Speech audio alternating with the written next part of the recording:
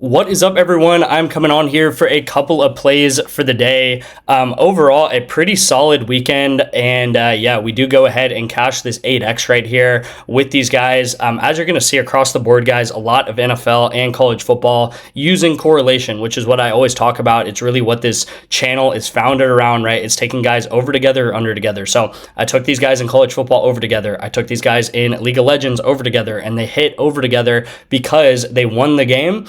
These guys didn't win the game, but they had to pass in the third or fourth quarter. And then in League of Legends, these guys won the game by a ton. And you'll see this guy gets 23 kills. This guy gets 17 kills here. This was actually a completely free pick that I posted on Twitter and on my free winnable. So if you're not signed up for that, you guys can find that down below in the description. You'll sign up for my free plays where you'll pretty much get one additional free pick a day. It's literally no questions asked. All you have to do is put your phone number in, I believe, and you'll get sent that free pick. So go ahead and do that, of course. And it was Sam Darnold under and JSN under. Now, why did I take these guys under together? Which is really important to understand. Is it because I think Sam Darnold's really bad? Is it because I think JSN's really bad? No, right? Of course not, right? JSN is an amazing receiver. The reason why I took them under is because I knew there was a chance that these guys were going to underperform.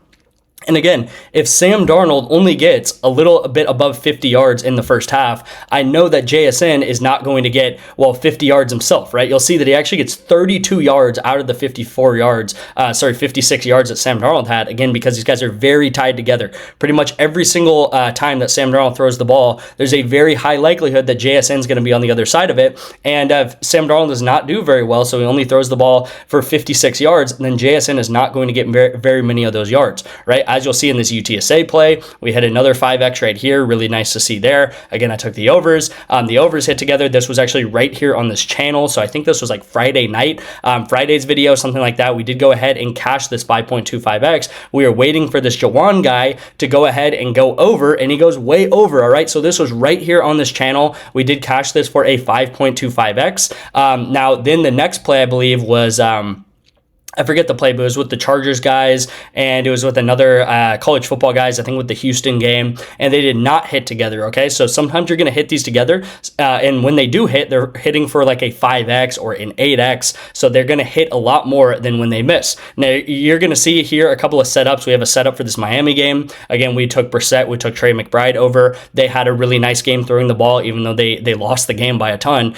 They threw the ball well. Brock Purdy, Jawan Jennings, same thing. We're set up down here as well. You're going to see some misses on the right side of the screen. Again, why are they missing? Because again, these Army guys, you will see that this guy on Army, he threw the ball for 57 yards in that second half. What ends up happening, this Noah Short guy ends up getting 57 yards. So there was like one or two really long, deep passes by these Army players. This guy, the quarterback, throws for 57 yards. Who catched every single ball of his? It was Noah Short, his number one receiver here. So again, these guys go over. If Cade Helms would have only threw for like 20 yards or 10 yards, then Noah Short would have went under, okay? League of Legends, same thing here, very correlated.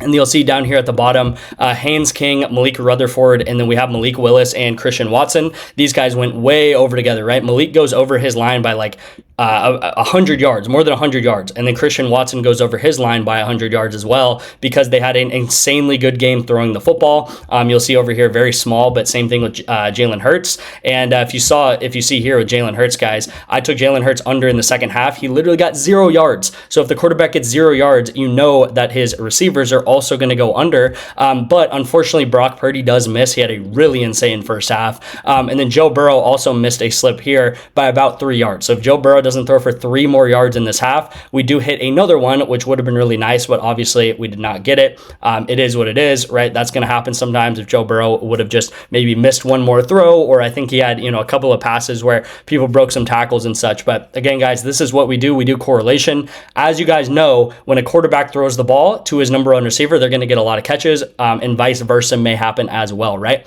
So one more thing to go over. We did hit the ONYX play, which is nice to see, but really what's disappointing is on Sunday, the plays that I gave out have literally gone 0-4. So I'm so sorry about that. They have such bad calls, honestly.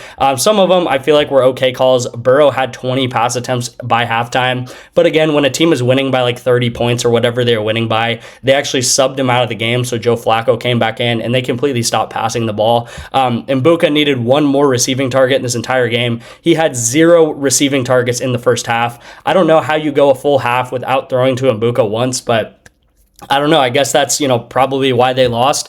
And then Marvin Harrison, I don't even know how many snaps he played. I heard that he played like 6 snaps or something like that. And I think he played a total of 2 snaps in the second half.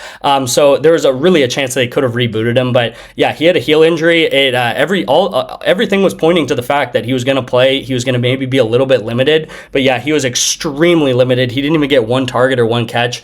I don't know. I don't know why you don't use Marvin at all, but they really need to just shut down his season. And then Caleb, this was another just really bad call. He played insanely well through that entire game. So all I can do here is sit here and say that these were bad calls, right? I should have taken some of these plays differently. Hopefully Puka can go ahead and salvage us a little bit and maybe go the overs. But, if you guys did take these with anything, they probably are dead slips. So I'm sorry about that. Again, on ONYX, this was a play that I did send out here, which was VJ Edgecomb. He does go ahead and go under. So a little bit of good stuff going on there, especially on ONYX. I mean, we've been killing on ONYX, guys. You'll see all the plays I've been sending out on ONYX. We have been, I don't know, I think we've hit like 4 of the past 5 slips that I've sent out on ONYX here on this channel. So let's go ahead and try to hit one again. Let's get into today's plays, of course. So first pick, ONYX odds, guys. As I've said, and I've been saying, ONYX, we've been killing it, okay? NBA plays, NFL plays, it doesn't matter what you're taking. I think there was another NFL play that we hit. Oh yeah, Saints money line. Saints money line was one that I took, I believe, on Thursday.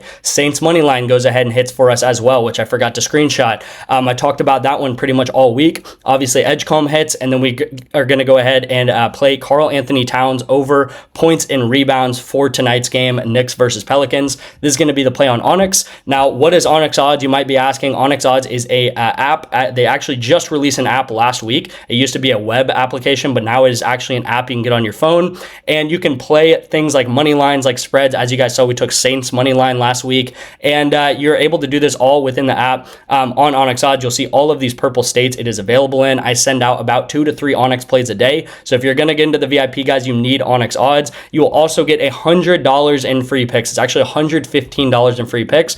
That comes into your account in the form of like a couple of $25 free picks and a couple of $5 free picks. So your account will actually look like this after you sign up with ONYX odds. It is a no-brainer to get that. If you have not claimed your free $100, do so, right? It's a free $100 pretty much that you're able to use and bet on the ONYX odds, guys. You can also do the same thing with apps like Chalkboard, with apps like Sleeper, which I talked quite a lot about over the holiday season, just because they are giving out a ton of discounts and such. But you guys can sign up for Sleeper, Chalkboard, ONYX. Again, my number is right here on the screen, and you guys can sign up for those apps whenever you would like to and get an additional 1 to 2 free months of the VIP. If you're currently in the VIP, you can also do that as well and get additional additional months free of the VIP. All right, let's get into today's plays of the day here on PrizePicks, all right? So, of course, we're going to utilize our correlation strategy. This is the number one reason about why we are profitable on this channel, profitable over the long period of times that we have been betting. Again, it's always important to think long-term when you're sports betting, right? Don't think day-to-day, don't think week-to-week. Think long-term when sports betting, because that is when these edges can play out over a long period of time. So, first of all, we are taking Matthew Stafford and Puka Nacua over Stafford over yards and then Puka Nacua over longest reception. Again, this should be pretty self-explanatory. The more that Matt Stafford is throwing the ball, if he throws a couple of deep balls to Puka, maybe Puka gets a 40-yard catch, a 35-yard catch. That's going to mean that Stafford gets a lot of yards and then Puka Nacua gets a lot of yards, right? So let's just think, if Puka gets a 60-yard bomb this game, right, tonight, this game, Monday Night Football, that's going to mean that Puka goes ahead and gets 60 yards. So he greens out his part of the slip, and then Matthew Stafford is instantly going to be right around here, right? So these guys are very, very tied together. Again, the more that Stafford is throwing, the more likely that Puka is going to get a long catch, and then the more likely that Stafford, if he's throwing, the more times he's going to get yards, all right? So these guys are very, very correlated together. And again, this is the strategy that we use. I explained it in detail, hopefully, at the beginning of the video. And then the third pick of the day here, the third little thing in this 3-man is going to be Marvin Badgley to go under 6.5 rebounds. I like him at under 6.5. I actually like him at under 6 also, and I don't say that very often. Normally in the NBA, I like things like very, very, like they have to be on the money, like they have to be right at 6.5 or something, but I actually like him at 6.5. If it bumps down to 6, also take it at under 6. So really, really good play I like in the NBA here today. And again, this is very correlated up here at the top, not so correlated at the bottom, just because the NBA, obviously. So they have nothing to, this guy has nothing to do with how Puka and Stafford performs in this game. But this is going to be the 3-man of the day on PrizePicks. Again, following through how we did on this channel. I do want to reiterate that Friday's play cashed, Saints moneyline cashed, Edgecombe cashed. Saturday's play did not cash with that Chargers game because that happened on Saturday. And then we also took a Houston play. That play did not hit, but again, that was for an 8x. So you're not expected to hit all those. And then unfortunately, Sunday's plays did go pretty wrong. But you know, if you look back at it, we did hit a couple of 5Xs last week. We hit some ONYX plays, like a majority of the ONYX plays. I think we only missed one of them. So looking up, doing good so far. And yeah, let's finish off this year strong. We only have a couple more days to go in the year, which is crazy to think about. Get signed up for these apps, guys. And yeah, thank you guys so much for watching. Go ahead and comment down below what jersey you want to see given away in January, because I'm planning to do that. Thank you guys again, and I'll see you in tomorrow's video.